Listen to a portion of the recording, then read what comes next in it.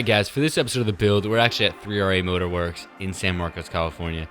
Now, this is a little bit of an informal episode because we didn't actually plan to shoot a build episode this day. It was something kind of more relaxed, and you'll get that sense throughout the video. But I figured with Alvin's M2, it was something that I really wanted to show. He's put a lot of time and money, and he does drive the hell out of this car on the track.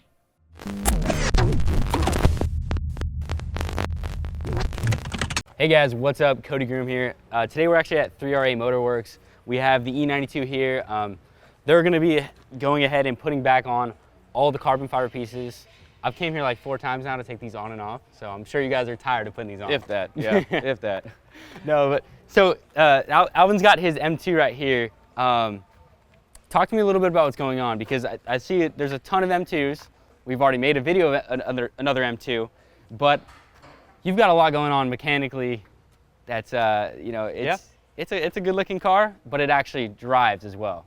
Yeah, I love the spirit and drive of the M2, but the first thing I wanted to focus on was the performance of it. Yeah. The car itself was just good out of the box. But engine-wise, I've upgraded the turbo with pure turbo stage 2. They're located in Oceanside. You can see the precision Raceworks coils here. I got a little fancy Burger Motorsports oil cap. I like the blue going on too. It's kind of like you got a little blue and black theme going. Yeah. I do have charge pipes made by ER Evolution Raceworks. I have an engine intake here. Intercooler is the Raceworks, Evolution Raceworks. With the custom 3RA. Yeah, what I did actually fresh auto is I told them to give me the outer stencil of it, and I just popped that on there and just sprayed it in there. Yeah, it looks good too. Cause you see that on like all the Dynon intercoolers and stuff too. Right. Quick little plug, I gotta do it. You can go to drivingcody.com right now and purchase some Driven Collective apparel. Also, we have photo presets, so you can edit both on Lightroom Mobile and the desktop version, and easily use these presets to give your photos a unique look. All right, back to the video. Cool. So what do you like? And then also on top of that, you're running full E85, right? Yes, full E85. The only way to do that though is that you have to go. There's a couple ways you can do it, but I went the port injection route, and you can't really see it because it's tucked in underneath the intake manifold. But that's made by Fuel-It. There's 6 injectors in there, 550 cc's, and there's a separate fuel line that runs to the back of the fuel pump, which is a stage 3 fuel pump made by Fuel-It.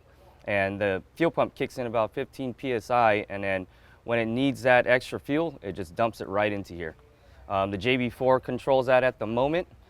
This is tuned by Kerry. We're currently right now through our revisions to get this thing running tits. Other than that, yeah, the car is pretty fun to drive right now. Actual specs? What about horsepower, all that? Have you dynoed it? No dyno yet, so it's not going to be legit. I'm sorry. We'll get there at one point, but everyone hates you now. Yeah, but there's plenty of platforms that are similar to it that are running 550 to 580 to the wheels, which is pretty nice for this mode for an N55. How does it feel versus stock? Like, do you feel like have you driven a stock M2 recently? Yeah, I've driven maybe a couple of weeks ago, but it doesn't feel the same anymore. Yeah. The power delivery on this is very smooth and linear. You definitely feel the boost, but that's pretty much like the difference. You feel that G-force when you hit it. So did have what you've done with the tune, the E85, all that stuff? Has it affected the actual the power curve? Like, do you feel the power come on at a different point, or is it the same point? It's pretty much the same thing. Okay. It just hits harder on the top you just have more of it. Yes.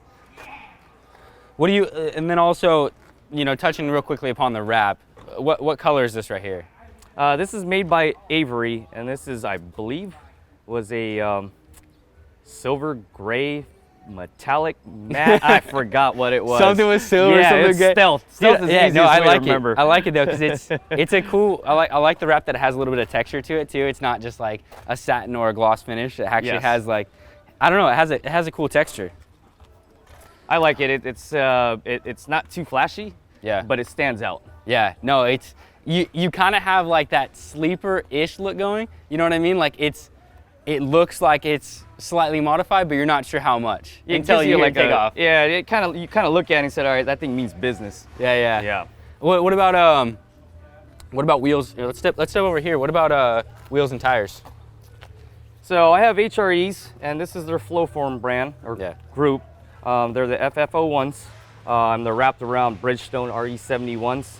I use these tires not necessarily for daily, but for track use. Yeah. They are sticky, very sticky. I've used quite a few tires, and these ones are my favorite.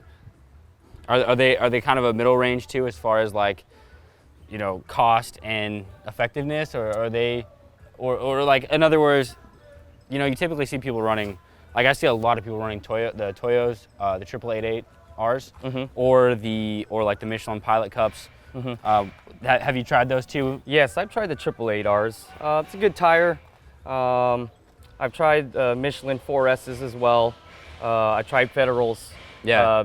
Price-wise, this is not friendly to the wallet. Yeah. They are probably just spent about $1,300 for these tires. Yeah. They're noisy, very noisy. If you're looking for a quiet tire, these are definitely not the but tires I mean the car's not really for daily driving, No. right? I mean it's here to show off at the shop. It's here have to fun track with the it. hell out of it too. Yep, rip it through the canyons. Yeah. And then with this setup, you're still running stock brakes, right? Yes. And then what about suspension?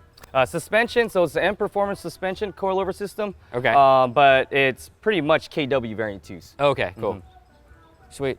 And then I noticed the inside, pretty stock on the inside. I noticed you did have like a little tablet. Is that for monitoring anything, or is that just in there? Yeah, that's my boost controller Okay. and my fuel management controller to the JB4. Sweet. And then obviously we got a roll cage in the back with kind of a rear seat delete type of thing going on. Kind of, yeah. I put it back on just to kind of cover up the paint that's like from underneath the chassis. Yeah, But yeah, the roll cage is made by Studio RSR. Yeah. Awesome roll cage. It's funny that Toby, I called him up, said if you had that cage in stock, and I'll go up there and pick it up and drive it back down. He's like, yeah, I have one in stock, and I guess I was like the only person that like did that. Yeah, Shit, that's cool. First day, buy it and bring it back and install it. Well, yeah, it helps when you have the shop right here too. Like anything you need, you guys have it in there.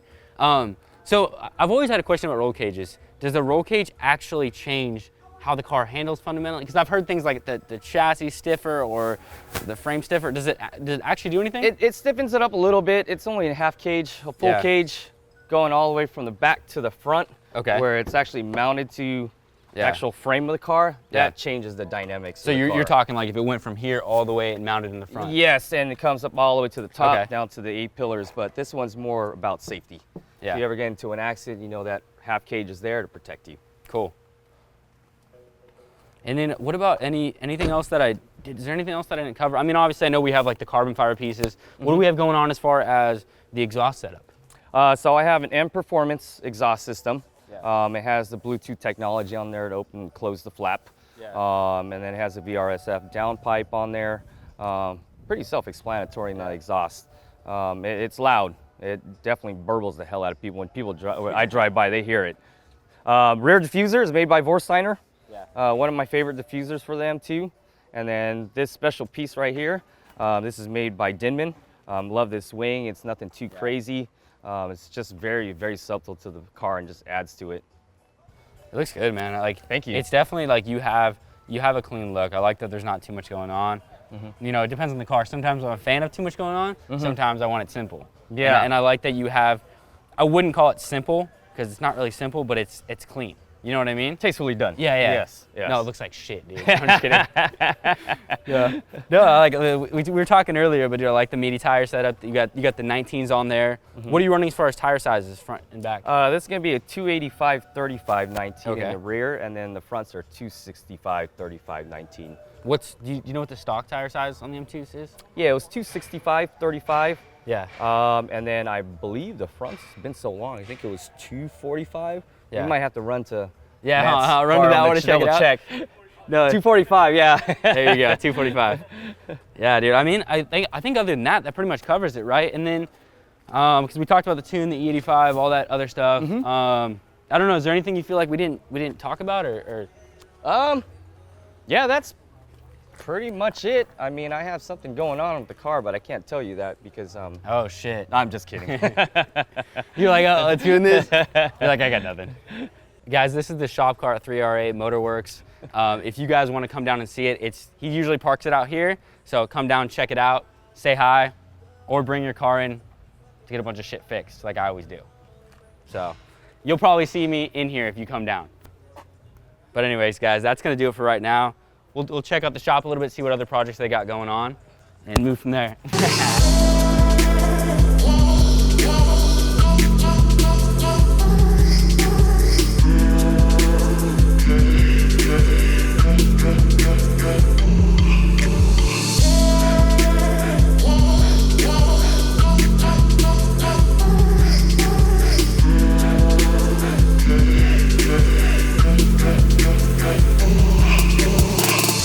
Alright guys, that's going to do it for today's episode of The Build. Again, I know this was an informal one, but I still thought it'd be a really cool car to cover.